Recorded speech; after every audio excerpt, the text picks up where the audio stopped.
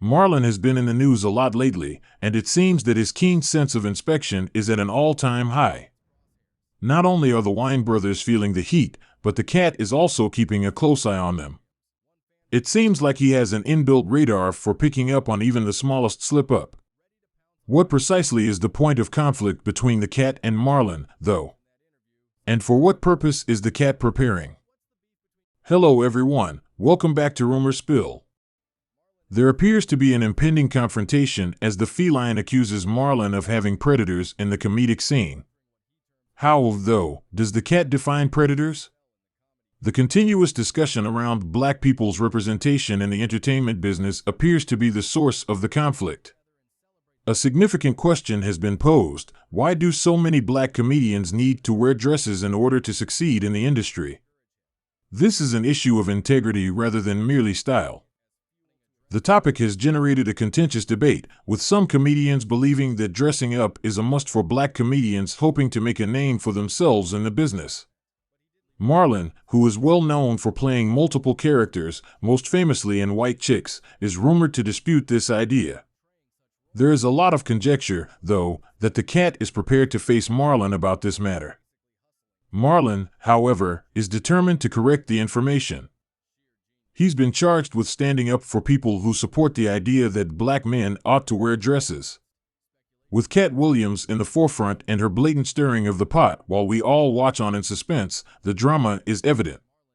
The world of comedy is getting more and more unstable by the second.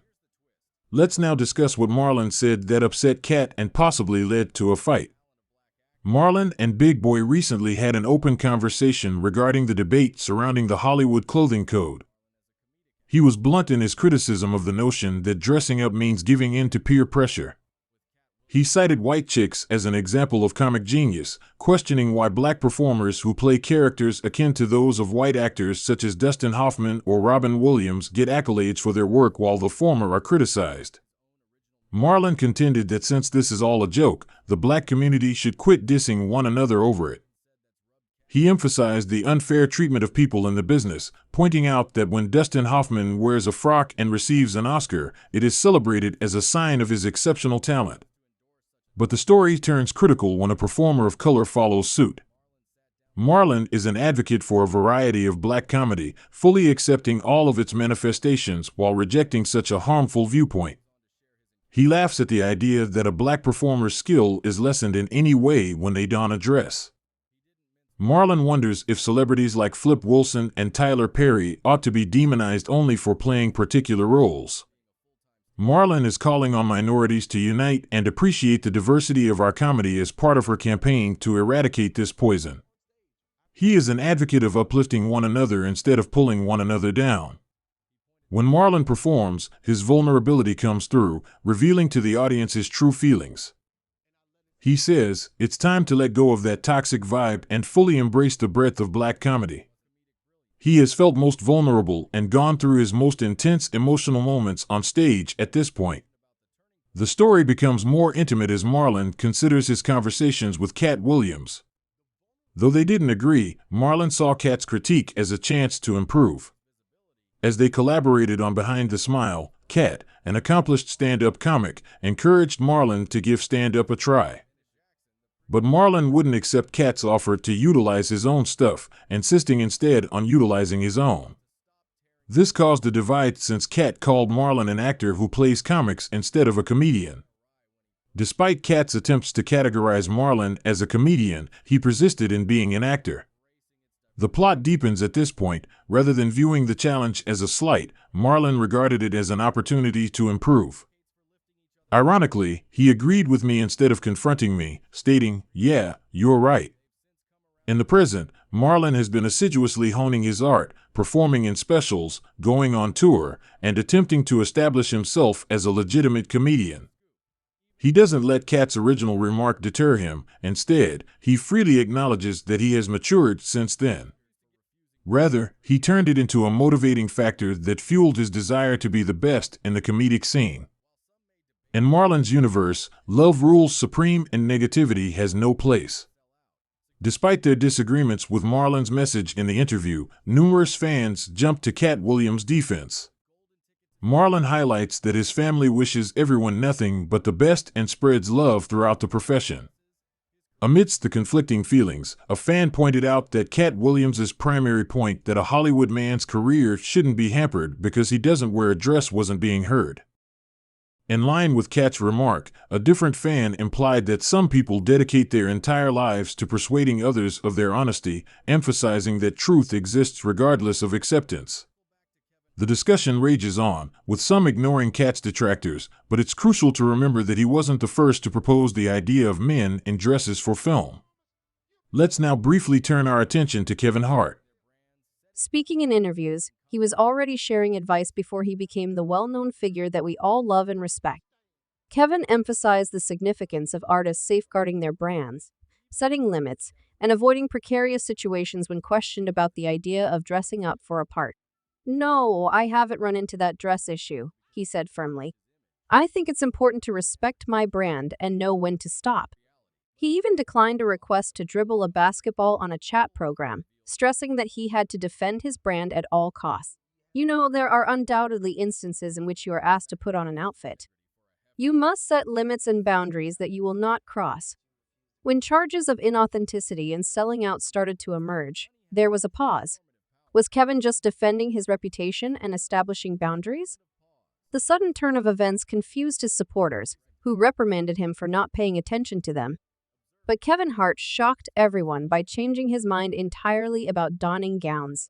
He was adamantly opposed at first, but when the opportunity to laugh at the scenario arose out of the blue, he began to consider it and asked himself, why not? This is when it gets complicated. Kevin started to argue that he was not coerced into taking this stance. Whether it was Tyler Perry playing Medea, Jamie Foxx playing Wanda, or Martin Lawrence playing Big Mama, he emphasized that it was a matter of choice. Kevin presented the story as one of free will, but a counterargument has surfaced that implies the problem is more nuanced than it first seems.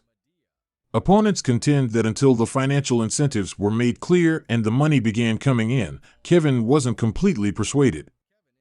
Money seems to have this transforming ability that causes people to do things that they previously vowed not to do, frequently putting integrity last. Steve Harvey famously said, "Give me $10 million, and I'll disgrace myself all the way to the bank." This comment regarding integrity should not be disregarded. "I can only take $4 million at a time." Black people are like that. It's a brutal fact, but one that must be acknowledged. When money is involved, people tend to show their true colors. Many in the entertainment world may relate to Harvey's willingness to sacrifice his morals in exchange for a fat salary. Returning to Kevin Hart, his career took off after he decided to wear a dress. His unheard of riches made him the highest-paid comic in history. It appears that wearing a dress was a crucial factor in her success in the comedy industry. Even though some contend that Kevin compromised his ethics along the way, in the end, he is laughing all the way to the bank. Let's now concentrate on Katt Williams. Even though his comments drew criticism at first, things have changed. Even pals who didn't agree with him at first, like Brandon T. Jackson, now get what Katt was attempting to say. During an open discussion with Comedy Hype, Brandon thought back to his days before Big Mama's house and apologized for his part in Martin Lawrence's dress wearing. He acknowledged that everything changed drastically when he wore the garment, which had a detrimental effect on both his personal and professional lives. Jackson was blunt in his response when questioned about this pivotal moment. He called it a bad change, saying that although his image was all over buses, his private life was falling apart. In retrospect, Jackson saw that he wasn't the accomplished stand-up comedian of today and that he had difficulty expressing his feelings at the time. He compared it to being a newborn who couldn't talk well. Additionally, he disclosed that he had a major life transition during the Big Mama's house era when he first met the mother of his kid. When Jackson thought back on Big Mama's house, he wasn't afraid to say that, even if his career was at its peak at the time, it was a difficult time for him personally. Comparing it to handing the baton, he said that playing Martin Lawrence's son has its share of unexpected responsibilities. Though he conceded that the movie was entertaining, he made the observation that the idea of a guy wearing a dress was becoming obsolete, likening it to Mises Doubtfire. Jackson acknowledged that he didn't view the job as a significant achievement and that he accepted it mainly for financial gain and the chance to collaborate with Martin Lawrence. Jackson continued the debate by revealing that the reason he chose to wear the dress in Big Mama's house was his wish for a big career breakthrough. After that, the interviewer turned to Jackson's present viewpoint, emphasizing how different it is from his early days in the business in terms of awareness. When questioned about whether he had received criticism at the time, Jackson stressed how crucial it is in the field to respect people and recognize genius. Here's the catch, though. Marlin seems calm, but it appears the cat isn't feeling quite as affectionate toward him. Their conflict serves as a catalyst for a larger discussion about integrity, representation, and the decisions made by artists in the name of success. As this story develops, it becomes evident that comedy is more than simply a place to laugh. It's also a window into the social and cultural forces that influence our entertainment industry. Subscribe Rumor Spill for more videos.